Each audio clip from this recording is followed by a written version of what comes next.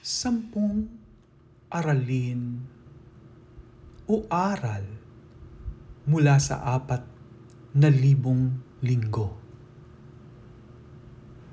First, you have to embrace the finitude of life.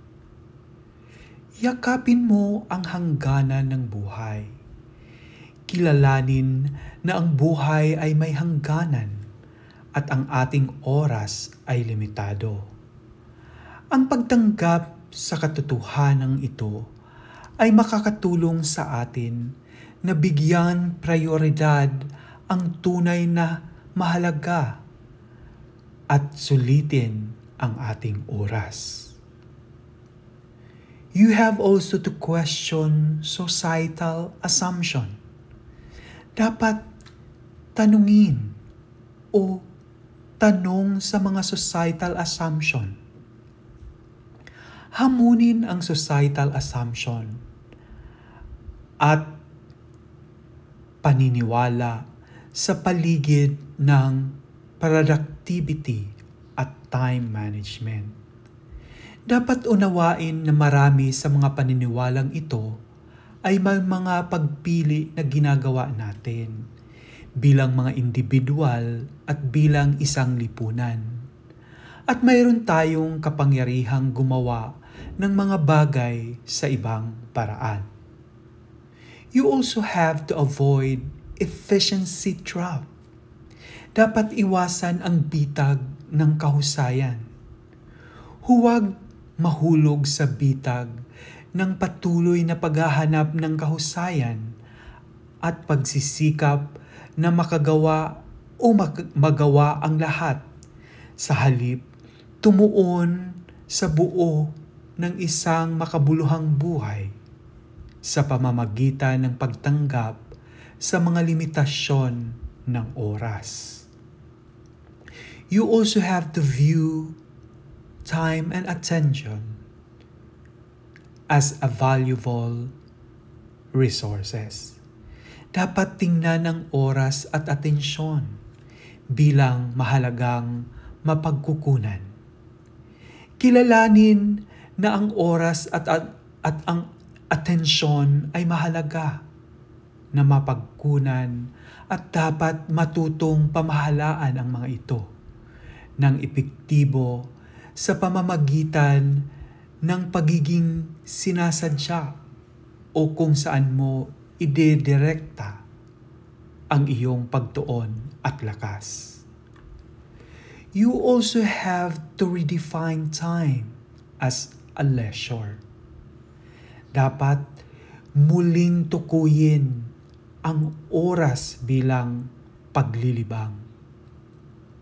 Ibahin ang iyong pananaw sa oras at tingnan ito bilang isang pagkakataon para sa paglilibang at kasiyahan, sa halip sa isang paraan lamang upang makagawa ng mga gawain.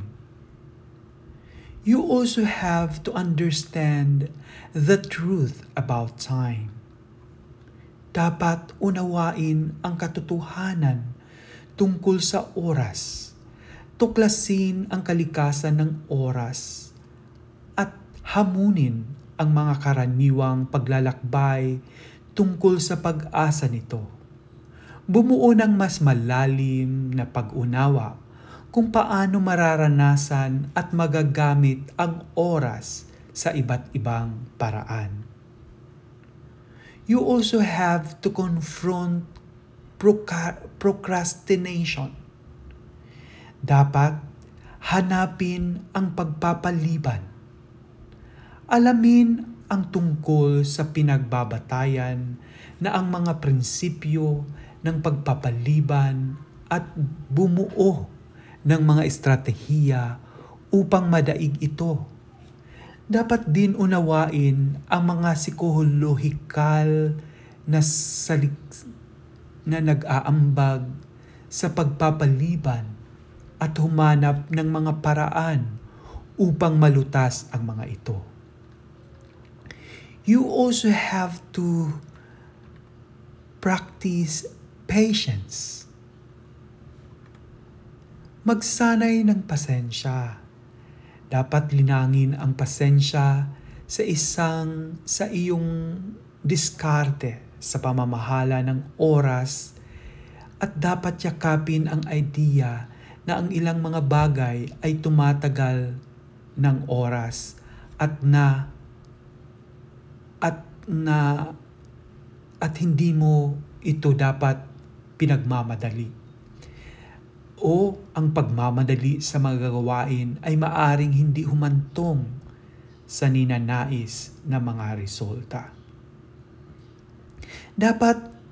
Dapat din you have to ask key question. Reflect on key questions about your priorities, values, and goals. By asking yourself this question, you can gain clarity on what truly matters to you and make more informed choices about how you spend your life. So dapat magtanong ng mga mahahalagang tanong. At lastly, utilize tools for embracing finitude. Explore practical tools and techniques for embracing the finitude of life. These tools can help you make intentional choices, set boundaries, and create a more fulfilling and meaningful life. So dapat gumamit ng mga tools para sa pagtanggap sa katapusan. Dapat galugarin mo yan. At dapat magtakda ng mga hangganan at lumikha ng mas kasiyasiya at makabuluhang buhay. So, ito po ang mga aral o ilang mga pointers paano mo ito magagamit about sa iyong buhay. At higit sa lahat, ano ang aral sa 4,000 linggo na ito? This is BP 2024 F210A.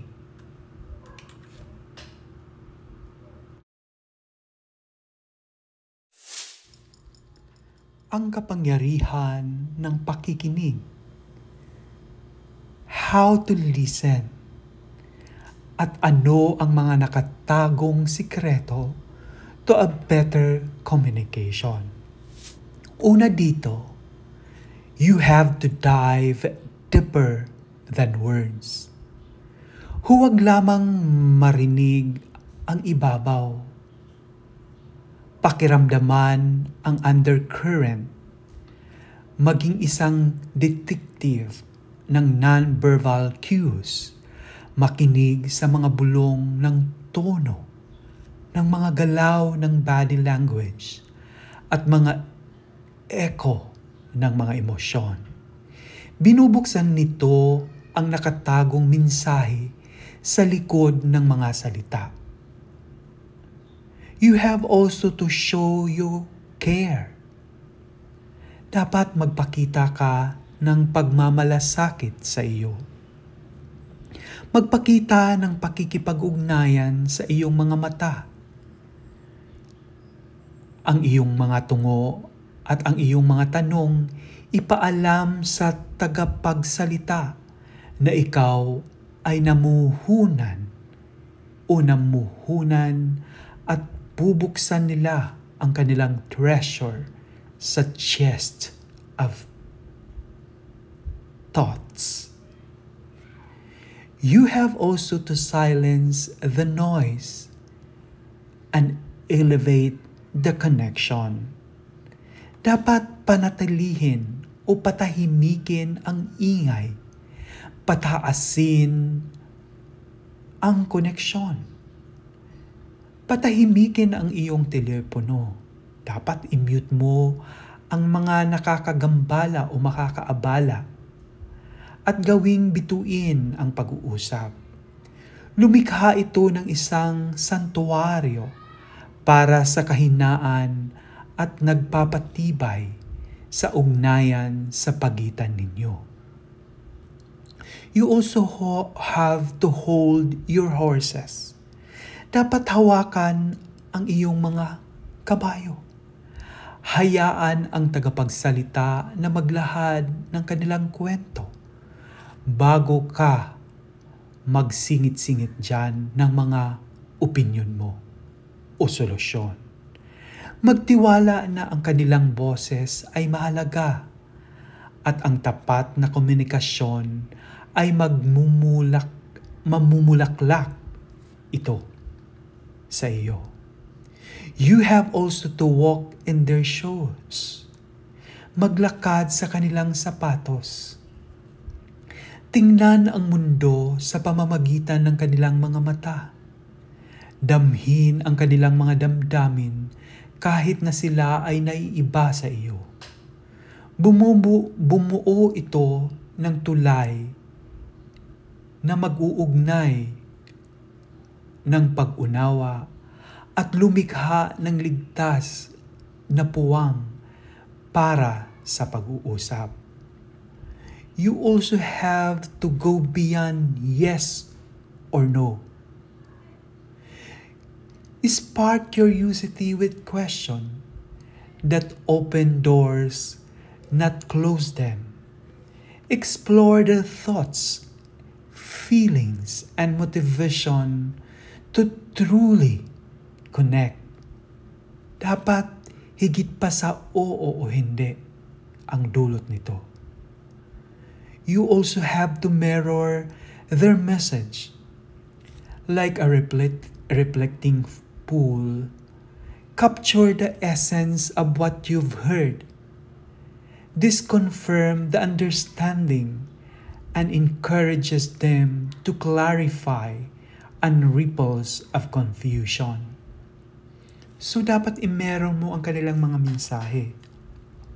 At dito, ito ay kinukumpirma nito ang iyong pag-unawa at hinihikayat silang linawan ang iyong mga ripples at pagkalito.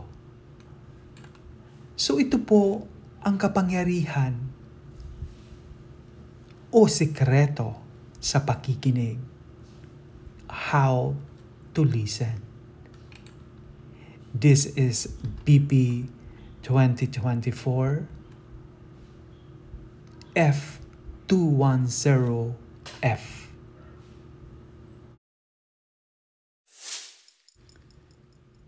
Paano nga ba gumawa o bumuo ng story brand? Building a story brand, clarify your message to customer or customers will listen.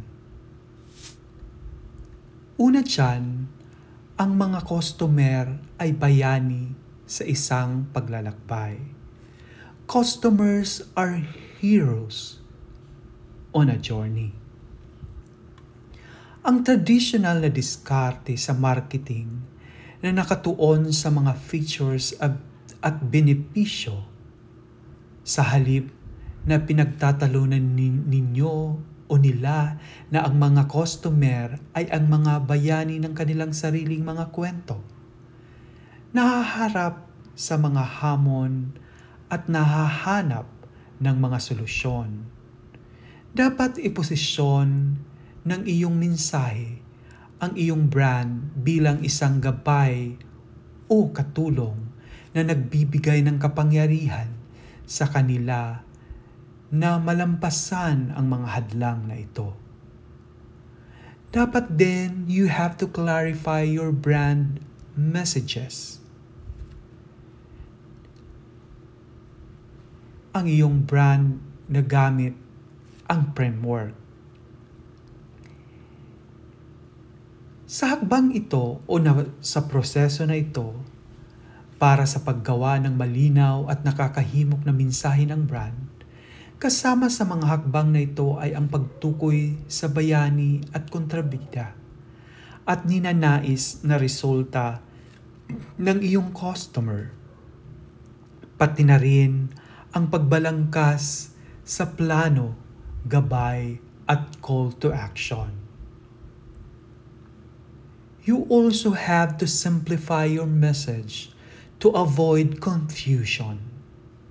In today's information, overload a cluttered message get lost.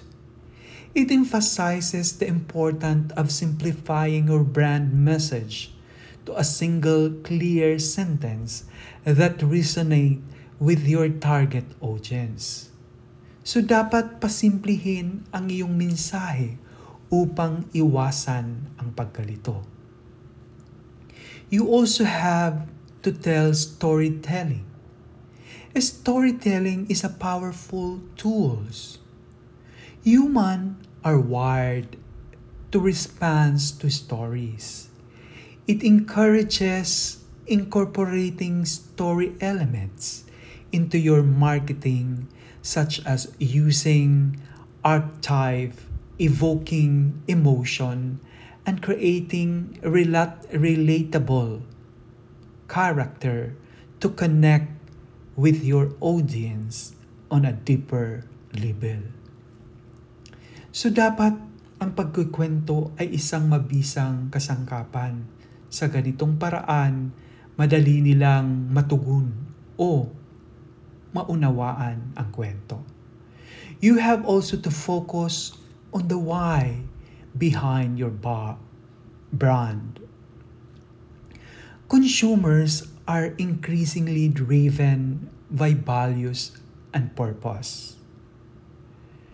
It emphasizes the importance of communicating your brand, why its mission, values, and the positive impact it aims to make in the world to connect with customer on a deeper level and build trust.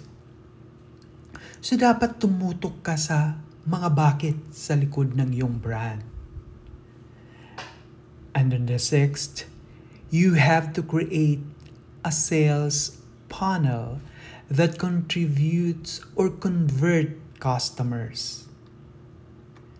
Provide a framework to creating a sales funnel that guides customer through their buying journey, from awareness to purchase.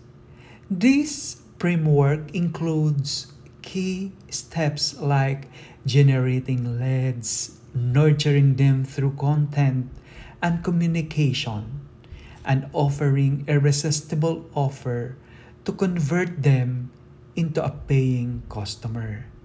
So dapat gumawa ka ng sales funnel na nagko-convert sa iyong mga customer. You have also to track your result and continuously improve. Marketing is an ongoing process. It encourages regularity tracking to your result and measuring the effectiveness of your messaging and sales panel. Use this data to refine your approach and continuously improve your marketing effort for better results. So dapat subaybayan mo ang iyong mga resulta sa patuloy na pagbutihin ito sa iyong marketing process. So dapat gamitin mo rin ang mga data na ito upang pinuhin ang iyong mga diskarte at patuloy na pagbutihin ang iyong mga pagsisikap sa marketing para sa mas mahusay na mga resulta. So ito po ang mga aral sa pagbuo ng story brand in terms of marketing. So this is BP 2024 F 210G.